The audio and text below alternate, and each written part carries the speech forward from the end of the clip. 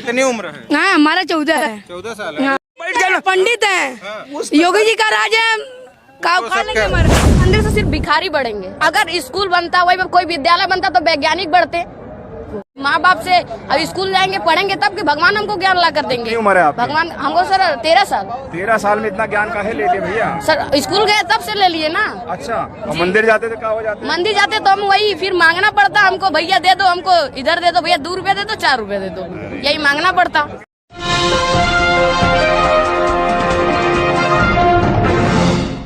साथियों नमस्कार, मैं हूं नीरज पटेल और आप देख रहे हैं नेशनल जनमत। मानववादी तार्किक दृष्टिकोण रखने वाले लोग भी विचारधारा की बात करते हैं। सामंतवादी मनुवाद की व्यवस्था में विश्वास करने वाले लोग भी कहते हैं कि हम विचारधारा के प्रचार प्रसार के लिए काम कर रहे हैं। इस वीडियो में इस बात का पोस्टमार्टम करने की कोशिश कर रहा हूं कि दोनों ही विचारधाराओं में अंतर क्या है। आपने अभी एक 13 साल के और एक 14 साल के लड़के को सुना। एक की विचारधारा दूसरे को नुकसान पहुंचाने की है, हिंसा पहुंचाने की है, जातिगत श्रेष्ठता की है। दूसरे की विचारधारा विज्ञान, तर्क, संविधान और मानवता पे भरोसा करती है। इस वीडियो में आगे बढ़ने से पहले बनारस के पंडे यानी कि प्रधानमंत्री नरेंद्र मोदी के संसदीय क्षेत्र से आने वाले इस 14 साल के लड़के के जरा बोल सुनिए। किस मानसिकता के तहत, किस विचारधारा के तहत इस 14 साल के लड़के के दिमाग में जहर भरा गया है, गौर से सुन लीजिए। अखिलेश यादव टोटी चोर हूँ। अरे वो आईना तो टोटियों को गायब हो गल, टोटी चोरा लेना। तो क्या बताया इसकी टोटी चोर? अरे हम जानते हैं। हम इसे कहाँ पढ़े? पढ़े महावती इंटर कॉलेज में, वो टोटी चोरा लिए। शिक्षक पढ़ा है। कितनी उम्र है? हाँ हमारा 14 है। 14 साल है। तो वोटो नहीं देते हैं। वोटर नहीं, लेकिन मालूम है ना, जानकारी है ना। हम भी कई लोग सुने। आर्यन पांडे। आर्यन पांडे। समाजवादी पार्टी चोर है और कुछ नहीं। एक पार्टी के पास हिसाब है 1 रुपए का। अखिलेश यादव को सुनते हो? रोज कहते हैं कि सुनते हैं। भाजपा घोटाला। हमारा बस चले तो उनको गोली मरवा देंगे। हमारा बस चले तो वोट के बैठ चुका लूंगा ना, आपका घोटवा बताऊंगा। वोट के बैठ गए। पंडित है, योगी जी का राज है। काव खा लेंगे मरा। वो सब तो कह रहे हैं पंडित बहुत नाराज है भाजपा। पंडित नाराज? कहीं नाराज नहीं। हमारे गांव में चलिए कुछ सब लोग ब्राह्मण को वोट देता है। अरे भारतीय जनता पार्टी को वोट देता है। हाँ, सब लोग। अब जरा इस 13 साल के लड़के को सुनिए जो मानववाद, अंबेडकरवाद, विज्ञान, तर्क और संविधान की विचारधारा पर टिका हुआ है, उसको भी सुनिए। मंदिर से सिर्फ भिखारी बढ़ेंगे। अगर स्कूल बनता, वही कोई विद्यालय बनता तो वैज्ञानिक बढ़ते। भगवान नौकरी देता है, भगवान शिक्षा देता है। हम अपने बल पे लिए। बाबा नौकरी नहीं दिए, पढ़ेंगे तभी तो नौकरी मिलेगा, हमें नहीं पढ़ेंगे तो नहीं मिलेगा। घर घर में मंदिर होगा तो विकास होगा, आशीर्वाद होगा, कल्याण होगा। सब सर आशीर्वाद कौन? आशीर्वाद हमको तो नहीं दे रहा है भगवान। आशीर्वाद मंदिर नहीं जाते, स्कूल जाते हैं। स्कूल जाते हैं? आप पढ़े हैं? जी पढ़े हैं। आप क्या बनेंगे बड़े होके? सर IAS, UPSC की तैयारी करेंगे। UPSC की तैयारी करेंगे? हाँ। फिर IAS बन के क्या करेंगे? IAS बन के समाज सेवा करेंगे और क्या करेंगे। जरूरी है, मंदिर जरूरी है, विद्यालय जरूरी है। सारे देश तो सुबह सुबह लोटा लेके चले जाते हैं और बोलते हैं कि भगवान हमारी मनोकामना पूरी कर दो, सूर्य देव को जल चढ़ा हम नहीं जाते ना, वो बेवकूफ है ना सर। नहीं भैया, ऐसा नहीं बोलते। सर हम मंदिर नहीं जाएंगे, हम अपने माँ बाप से अब स्कूल जाएंगे पढ़ेंगे तब कि भगवान हमको ज्ञान ला कर देंगे। उम्र है आपकी? भगवान हमको सर 13 साल। 13 साल में इतना ज्ञान काहे ले लिए भैया? सर स्कूल गए तब से ले लिए ना। अच्छा, और मंदिर जाते तो क्या हो जाते? मंदिर जाते तो हम वही फिर मांगना पड़ता हमको, भैया दे दो हमको, इधर दे दो भैया, 2 रुपए दे दो, 4 रुपए दे दो, यही मांगना पड़ता। कहते हैं मुझे गंगा माँ ने बुलाया है। उनको फोन किए होंगे, हमको तो नहीं किया। हमको तो ना मंदिर में टाइम वेस्ट करेंगे उतना स्कूल में करेंगे तो कुछ और पढ़ेंगे। अच्छा। जो हमारे साथ है वो नहीं जाएंगे मंदिर। अच्छा, तो तुम्हारे यार दोस्त जाते हैं मंदिर? नहीं, वो नहीं जाते। नहीं, हमारे गांव का और हमारे एरिया का कोई नहीं जाता है मंदिर। आपको हमारे गांव में मंदिर भी नहीं मिलेगा। कौन सी जाति से आते हैं? हम सब चमार हैं। चमार हो? इतना छीना ठोक के बोलते हो? हाँ, छीना ठोक के बोलते हैं चमार। अरे डरते नहीं छोटे से बच्चे? नहीं डरते। बाबा साहब ने संविधान लिखा है, हमें आरक्षण दिया है, तब हम बोल पा रहे हैं। जी 14 साल के पांडे लड़के का YouTube वीडियो जिस चैनल पर डाला गया है, वो चैनल सीधे सीधे योगी आदित्यनाथ की विचारधारा को सपोर्ट करने वाला चैनल है। उसके तमाम सारे वीडियो को देखने के बाद ये बात समझ में आती है और किस तरीके से ये लोग अपनी विचारधारा के लोगों को आगे बढ़ाने में सहयोग करते हैं। इस बात का उदाहरण ये भी है कि उस YouTube चैनल को, जिसका नाम कोई नहीं जानता, योगी आदित्यनाथ ने मुख्यमंत्री रहते हुए उस चैनल की एक तिवारी रिपोर्टर को इंटरव्यू भी दिया था। खैर, अपने मुद्दे पर लौटते हैं कि दोनों विचारधाराओं में फर्क क्या है। मानववाद और अंबेडकरवाद की बात करने वाले 13 साल के जब उस बच्चे को सुनते हैं तो आपको समझ में आता है कि इस विचारधारा का मतलब है विज्ञान, तर्क, मानवता, माँ बाप की सेवा, शिक्षा, स्कूल, गरीबों की मदद, अर्जित की हुई श्रेष्ठता, जन्म पे आधारित नहीं, मतलब हम अर्जित करेंगे, पढ़ेंगे, लिखेंगे, उसके बाद श्रेष्ठ बनेंगे।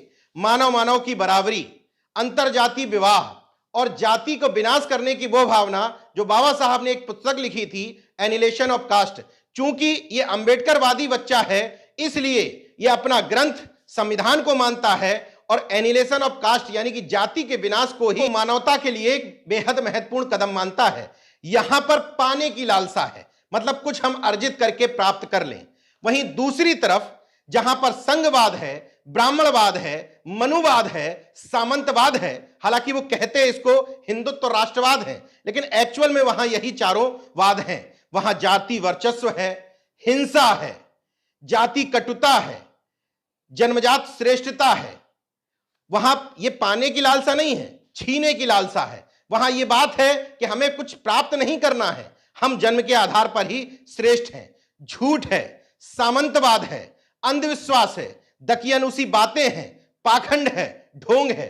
वहां संविधान को मानने वाले लोग हैं, यहां धर्म ग्रंथों को मानने वाले लोग हैं। पोंगापंथी है, वर्ण व्यवस्था है, स्कूल की जगह मंदिर है, दिमाग में भरा हुआ जहर है। वहां तर्क है तो यहां बड़बोलापन है, बकैती है, जुमलेबाजी है। दोनों ही जगह जातिवाद है, इस बात से इनकार मैं नहीं कर सकता, लेकिन दोनों के जातिवाद में एक फर्क है। बहुजनवादी जातिवाद, पिछड़ा वर्ग के जातिवाद और सामंती मनुवादी जातिवाद में एक फर्क है।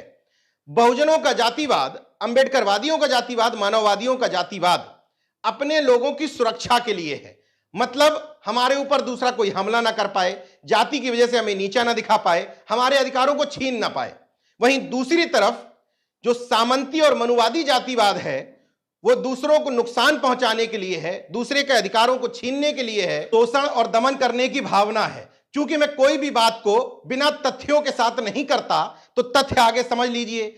योगी आदित्यनाथ जी जिनके ठाकुरवाद पर मोहर लगाते हुए आपने उनको दोबारा मुख्यमंत्री बनने का मैंडेट दिया है, वो अपने मुंह से खुद स्वीकार करते हैं कि मुझे अपनी जाति पर गर्व और घमंड है।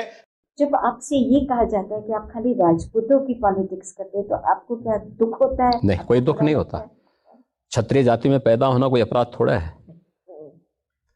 पर उसकी इस देश की एक ऐसी जाति है जिसमें भगवान भी जन्म लिए हैं और बार बार जन्म लिए हैं, तो अपनी जाति पर स्वाभिमान हर व्यक्ति को होना चाहिए।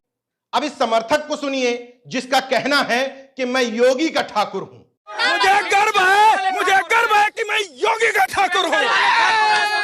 अब जरा सोचिए उस 14 साल के पांडे लड़के के दिमाग में यह जहर किसने भरा होगा कि उत्तर प्रदेश के एक पूर्व मुख्यमंत्री को वह न सिर्फ गोली मारना चाहता है बल्कि यह भी कह रहा है कि मैं ब्राह्मण हूं, अखिलेश यादव क्या बिगाड़ लेंगे मेरा।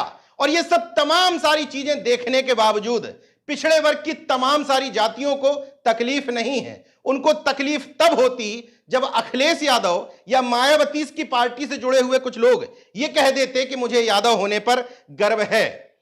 महामना रामस्वरूप वर्मा, बाबा साहब भीमराव अंबेडकर, जगदेव बाबू कुशवाहा, पेरियार ललई यादव इसे ही मानसिक गुलामी कहते हैं।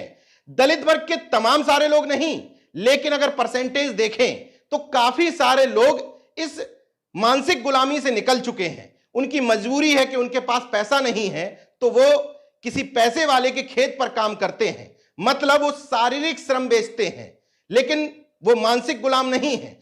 पिछड़े वर्ग के तमाम सारी जातियों के पास पैसा ठीक है, अपना श्रम बेचने के लिए मजबूर नहीं है, लेकिन शारीरिक गुलाम ना हो करके मानसिक गुलाम है। इस मूल अंतर को समझना चाहिए। आप ठीकरा फोड़ देते हैं दलाल भांड और कॉर्पोरेट मीडिया पर, वो पैसा लेता है, अपने मालिक की शान में कसीदे गढ़ता है, ये उसका काम है।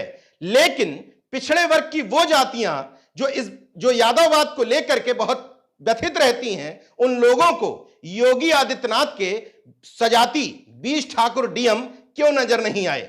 अभी तक योगी आदित्यनाथ जो कर रहे थे उसके लिए जनता ने उनको बहुमत नहीं दिया था, लेकिन इस बार योगी आदित्यनाथ जी ने बुलडोजर के नाम पर, अपने जाति के नाम पर, अपने जाति स्वाभिमान के नाम पर वोट मांगा था और पिछड़े और दलित वर्ग के जिन लोगों ने उनको दे दिया वो आगे के लिए इन परिस्थितियों के लिए खुद जिम्मेदार होंगे। आरएसएस के हिंदुत्व और राष्ट्रवाद को मैं दिखावा क्यों कहता हूं, इसके पीछे एक तर्क दे देता हूं। कहते हैं हिंदी, हिंदू, हिंदुस्तान, हिंदी की बात करते हैं, लेकिन आरएसएस के वो लोग जिनके घरों में ठीक ठाक पैसा है, भारतीय जनता पार्टी के विधायक और सांसद, उनसे पूछ लीजिए कि अपने बच्चों को क्या हिंदी मीडियम विद्यालय में पढ़ाते हो या इंग्लिश मीडियम में, उनकी हिंदी यहां पर कट जाती है। हिंदू की बात करते हैं, अपने बच्चों को मिशनरी और क्रिश्चियन स्कूलों में पढ़ाते हैं, हिंदू की बात भी कट जाती है। हिंदुस्तान की बात करते हैं, पैसा ज्यादा हो जाता है, बच्चों को विदेश पढ़ने के लिए भेज देते हैं, कंपनियां बनवाते हैं जिसमें विदेशों के सहयोग से लाखों करोड़ रुपए कमाए जाते हैं, विदेशी कंपनियों से विज्ञापन भी लिए जाते हैं। लेकिन ये हिंदू, हिंदू, हिंदुस्तान, हिंदुत्व, राष्ट्रवाद, ये तमाम सारी अफीमें पिछड़े और दलित वर्ग के लोगों के लिए है कि तुम अपने बच्चों को सरस्वती शिशु मंदिर, विद्या मंदिर में पढ़वाओ, लेकिन हम अपने बच्चों को उस शहर या कस्बे के सबसे टॉप इंग्लिश मीडियम विद्यालय में पढ़वाएंगे। जितने जल्दी ये बात समझ लें उतना अच्छा है, वरना ये तमाम पिछड़ा और दलित वर्ग मानसिक गुलामी झेलने के लिए अभिशप्त है और समय आते आते शारीरिक गुलाम बनने की भी स्थिति आ सकती है। अब सवाल यह है कि नफरतवादी विचारधारा के खिलाफ मानववादी, अंबेडकरवादी, अर्जकवादी विचारधारा का प्रचार प्रसार करेगा कौन? मौजूदा स्थापित दलों में उत्तर भारत में कोई भी दल ऐसा नहीं रह गया है जो ठोक करके इस विचारधारा के प्रचार प्रसार की जिम्मेदारी लेता हो। राजनीतिज्ञों को उनके हाल पर छोड़ दीजिए, उनका तो केवल चुनाव तक लेना देना रहता है।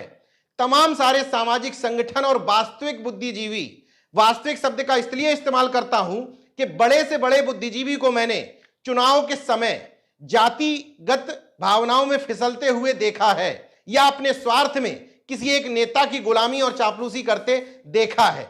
किसी भी तरह के नेताओं के भक्त कभी सामाजिक आंदोलन और विचारधारा की लड़ाई नहीं लड़ सकते। इसलिए इस लड़ाई को लड़ने के लिए स्वार्थ से दूर रहने वाले लोग जो महापुरुषों की विचारधारा, मानववाद पर चलने के लिए लोगों को प्रेरित करें, गांव-गांव मीटिंग करें, कैडर लगाएं, और अगर किसी राजनीतिक दल को यह बात समझ में आती है कि ये पूरा स्पेस खाली पड़ा हुआ है तो उसकी भरपाई करने का काम करें। चाहे उत्तर प्रदेश में अखिलेश यादव हो या चंद्रशेखर आजाद, अब इन दोनों की तरफ ही तमाम सारे लोग हसरत भरी नजरों से देख रहे हैं। जो विचारधारा की लड़ाई ज्यादा बेहतर ढंग से लड़ लेगा उसके पास ये पूरा कैडर वोट एक मुश्त संगठित हो जाएगा। देखते रहिए नेशन जनमत, जागरूक और सजग बने रहिए। जय विज्ञान, जय संविधान, जय लोकतंत्र। धन्यवाद।